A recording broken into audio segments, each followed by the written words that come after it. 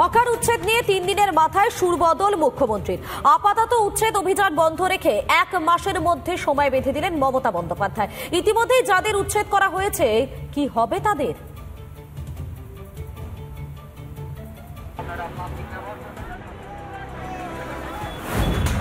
সব এনক্রোচমেন্ট হয়ে গেছে, একটা করে তিপ্পল লাগাচ্ছে, একটা করে বসে হচ্ছে, একটা করে তিপ্পল লাগাচ্ছে, একটা করে বসে পড়ছে। যা ইচ্ছা তাই হবে, এটা আমি কিছুতেই সহ্য করব না।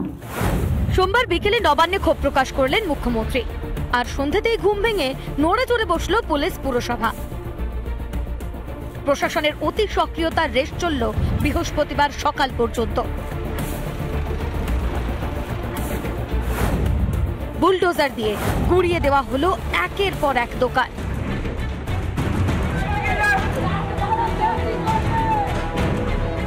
কিন্তু কোনো পুনর্বাসনের ব্যবস্থা না করেই এভাবে উচ্ছেদ করা যায় কি? রাতারাতি রুটি রুচি হারিয়ে প্রশ্ন তুলছিলেন হকার রায়। ভাই আমরা তো আর 35 বছর কেটে ফেললাম, এবার জায়গা না দিলে তাহলে আমরা যাবো কোথায়? তাই হতে পারে 30 বছর মধ্যে যদি হলো না 1 মাসের মধ্যে হতে পারে, এটা তো সম্ভব না। তাদের কি সবাই তো এবার তো কিছু না দিলে, কাজ দিলে তা আমরা কি করব? আমরা তো খেটে খাইবার লোক, তা না কাজ দিলে তাহলে খাবো কি আমরা? ও তো দিদি সমস্যা হাল করবে না, আমরা তো মানে হকারই থাকবো।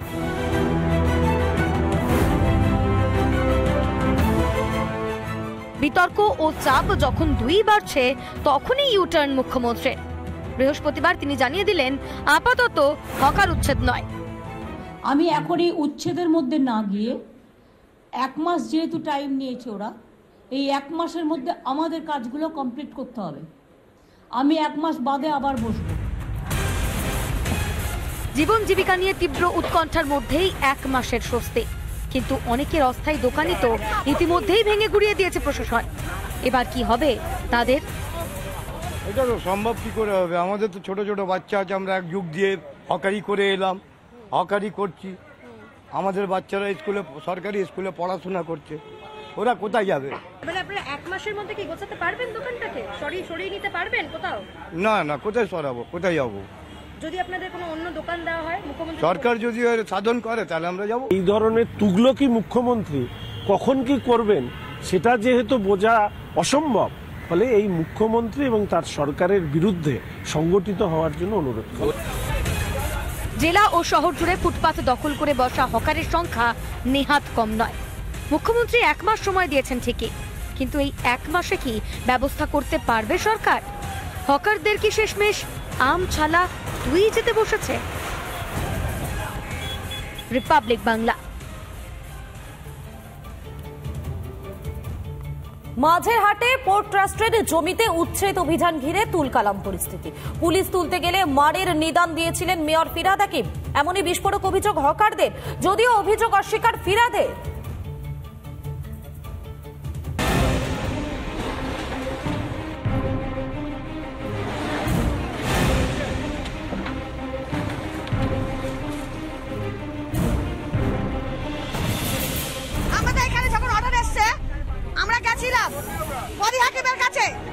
কি বলছে পুলিশ যে আসবে, তোমরা মারো, আমি আগে নিলাই বলা যায় কথাটা বলে গাড়িতে ঢুকে গেছে। আমাদের ভোট দাও, আমাদের ভালোবাসা ভোট দিলে তোমার ঘরে বাথরুম মেজে দেবো, তোমার কাপড় কেটে দেবো। আজকে দিদি পাত্তা নেই।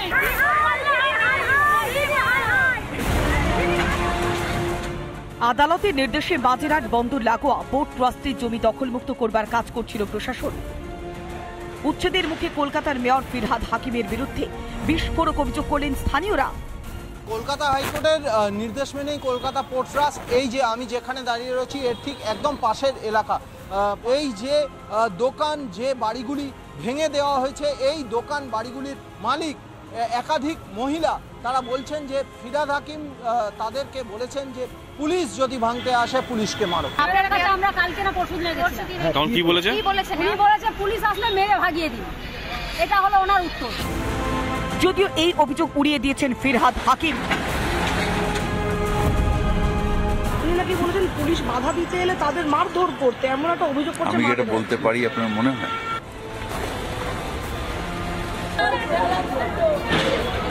শেষে কিনা পুলিশ পেটানোর নিদান দেওয়ার অভিযোগ খোদ মেয়রের বিরুদ্ধেই। পোর্ট ট্রাস্টের এই জমিতে কিভাবে বসলেন তারা, সেখানেও বিস্ফোরক অভিযোগ বাসিন্দাদের।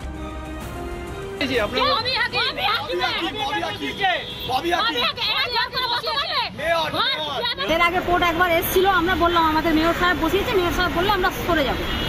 আজকে যে এসছে বিনা নোটিশে এসছে। টাকা নিয়ে হকার বসানো নিয়ে বৃহস্পতিবারও কাউন্সিলর বিধায়কদের ধমক দিয়েছিলেন মুখ্যমন্ত্রী। আমাদের কাউন্সিলরদেরও প্রথমে বসাচ্ছেন, তারপরে গিয়ে বুলডোজার দিয়ে উচ্ছেদ করতে যাবেন। আমি এই পলিসিটাকে মানি না। যে কাউন্সিলরের এলাকায় এটা চলবে সেই কাউন্সিলর অ্যারেস্ট হবে। ফিরহাদ হাকিমের বিরুদ্ধে বিস্ফোরক অভিযোগ, দোষী প্রমাণিত হলে ফিরহাদের বিরুদ্ধেও কি ব্যবস্থা নেবেন মমতা?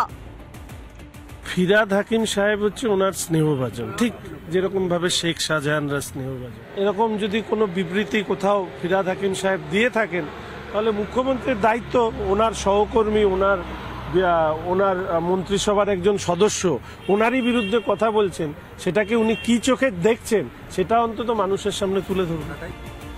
ফিরহাদ হাকিম অভিযোগ অস্বীকার করবেন, সেটাই প্রত্যাশিত। কিন্তু বাজেরহাটে পোর্ট ট্রাস্টের জমিতে বসে থাকা মানুষগুলোর অভিযোগ নিয়েও কি তদন্ত হবে না? এবার কি তোলাবাজির তদন্ত এজেন্সি ডাকতে হবে বাংলায়? রিপাবলিক বাংলা। হকার সমস্যা সমাধানের জন্য মুখ্যমন্ত্রী মমতা বন্দ্যোপাধ্যায় তিনি বিশেষ কমিটি গঠন করেছেন। যেমনটা জানা যাচ্ছে, এই কমিটি আজই বৈঠকে বসতে চলেছেন। কমিটিতে রয়েছেন মেয়র ফিরহাদ হাকিম, রয়েছেন ডেপুটি মেয়র সহ আরো অন্যান্য আধিকারিকেরা। তবে এই যে কমিটি বৈঠক করবে, সেই কমিটি বৈঠকের পর 1 মাসের সময়সীমা বেঁধে দিয়েছেন মুখ্যমন্ত্রী মমতা বন্দ্যোপাধ্যায়। এই 1 মাসের মধ্যে রিপোর্ট দিতে হবে, অন্তত এমনটাই নির্দেশ। তবে এই বৈঠকে এখনই হকারদের ডাকা হচ্ছে না বলে জানিয়েছেন মেয়র ফিরহাদ হাকিম। মিটিং করব, সবাই আসছেন, তারপর আমাদের কোর্স অফ অ্যাকশন মুখ্যমন্ত্রী যেভাবে আমাদের গাইডলাইন দিয়েছেন ওইভাবে আমি চালাই। কারা কারা থাকবেন মিটিং এ?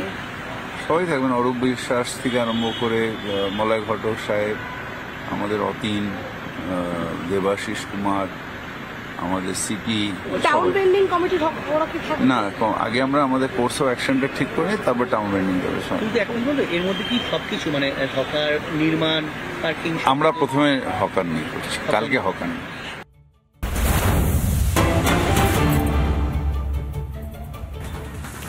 উচ্ছেদ বিতর্কের মধ্যেই সরানো হলো পার্থ চট্টোপাধ্যায়ের বেহালার যে কার্যালয় রয়েছে, সেই কার্যালয় সরানো হয়েছে বলে জানা যাচ্ছে।